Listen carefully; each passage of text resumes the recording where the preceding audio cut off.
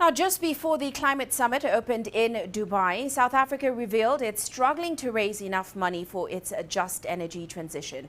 The country's delegation is expected to push for favorable funding packages from international partners in the coming days. Here's Sumitra Naidu with more. South Africa is not receiving the finance it needs to meet its climate commitments. So, the Presidential Climate Commission revealed Wednesday in its Finance Landscape report. The just energy transition has a number of objectives, many of which require funding. This landscape sets out a financial plan to ensure that those objectives are achieved. There was $8.5 billion committed at COP26. That then resulted in a jet investment plan, which quantified the need to 2030 being $98 billion, which raises a critical set of issues about balance, which is approximately $90 billion. Those attending COP28 will again push investors and countries to channel finance towards South Africa's transition to net zero emissions by 2050. Most of the projects are being financed domestically.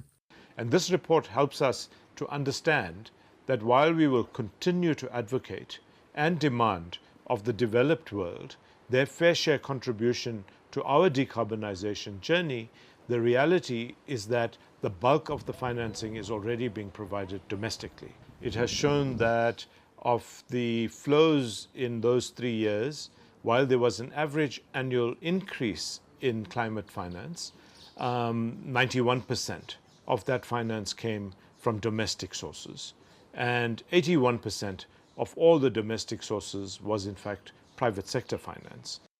Debt has emerged as the primary instrument for climate financing. The report revealed that only 1% of $131 billion committed to climate change was grant funding from international partners. Carbon financing is very much, as you say in your report, a resource-efficient way to reduce emissions. It has potential to channel new climate investment into South Africa and onto the continent. The carbon market is very much supply-led. There are verification challenges, and some of the work that we've been doing is really to start to address that. We are seeing growing interest in carbon markets to reduce emissions. The COP28 delegation is expected to push for more favorable finance in the form of grants and concessional low-interest loans. Sumitra Naidu, CGTN, Johannesburg, South Africa.